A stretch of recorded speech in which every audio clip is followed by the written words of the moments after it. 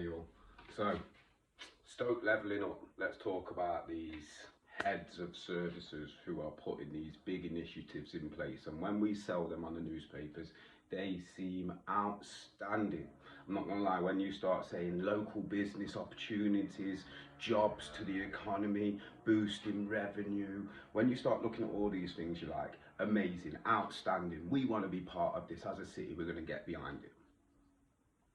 Okay, let's stop with the propaganda. Let's hit to real life. So we've got a 60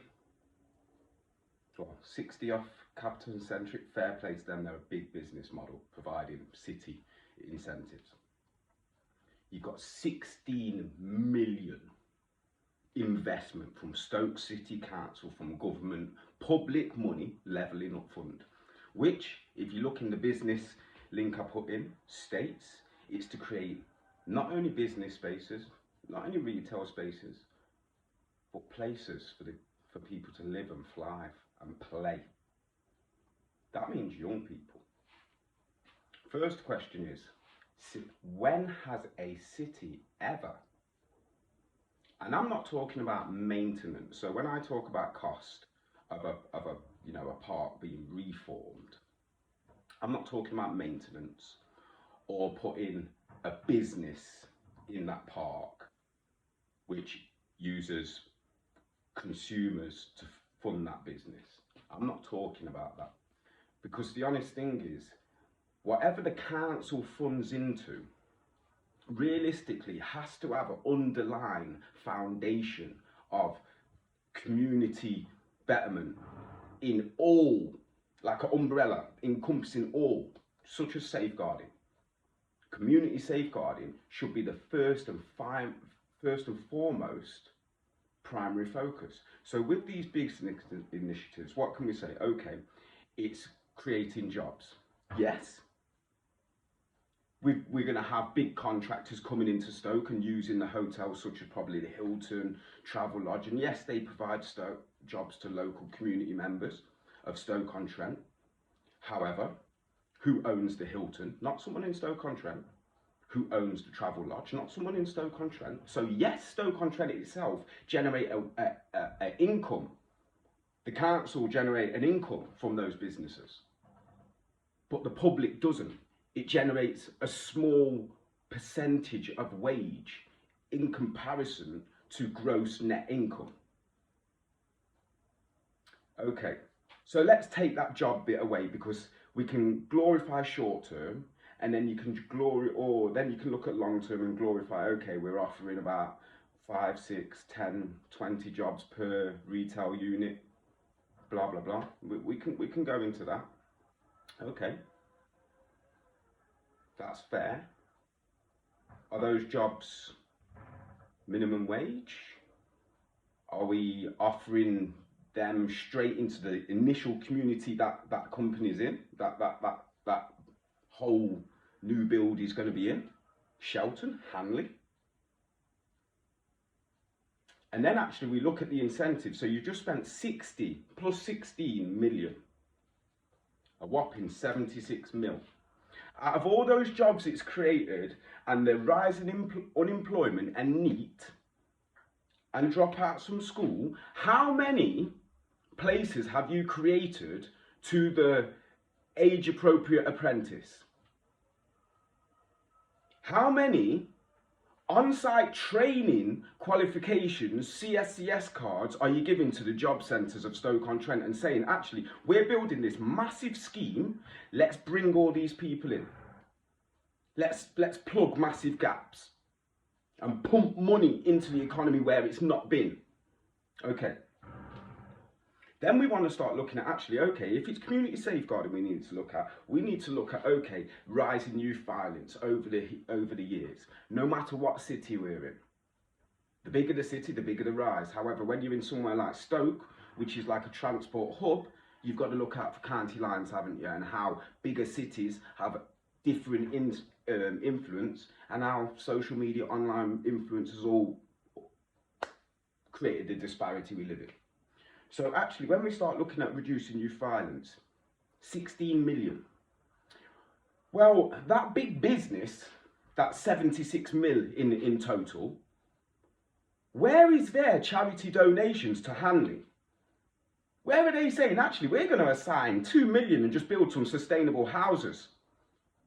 Actually, we're going to assign 1 million here and actually make Hanley into some tech-savvy park, state-of-the-art, so young people don't just want to drink, smoke, and get in fights with each other because they're bored, and the park looks the same as when there was kids with the grandparents, but actually it reflects the 21st century and it promotes and bolsters inclusion and diversity.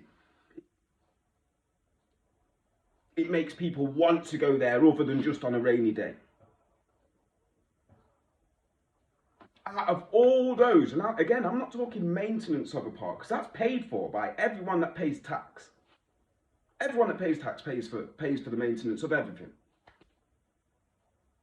This is extra to make our city. So how can you spend 76 million in Stoke-on-Trent, then you want to raise the flag on serious violence prevention, yet you've never even put 76 million in reducing youth violence prevention.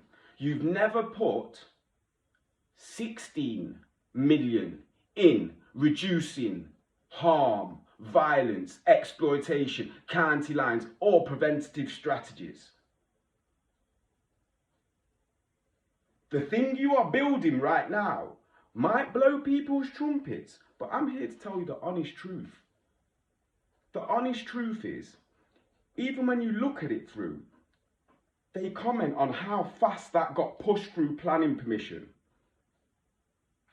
I mean, you ask Joe Bloggs how long it takes them to get something through planning permission. All of a sudden, Stoke can drop 16 million into a pot with no youth initiatives, no school donations, no social enterprise donations, no charity donations, no local community donations, nothing. Nothing at all. No initiatives, no long-term plan. They've not even levelled up Hanley. They've not even levelled up localised communities. They're pumping big figures into single units, renting them units to the highest bidder and pulling the income from the local community that is. The council wins, the youth get neglected, our children lose out, and the honest thing, while we start, the powers that be, the authorities, start punishing families for so-called problem children, or start punishing children for dropping out of school because the education curriculum's not to their learning style, we start looking at, actually, when you look at all these factors together, my question is, are local authorities building pipeways to prison, pipeways to exploitation, pipeways to county lines, pipeways to harm, by not investing in fundamental key areas of the community that would lead to positive social change?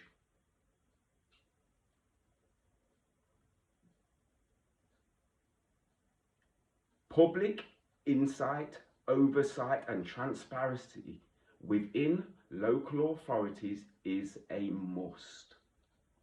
Otherwise, again, we've got a need for prisons, but what we've got a bigger need for is prevention. Or are we just going to get an area and turn it into a super prison? You know, an area of England eventually.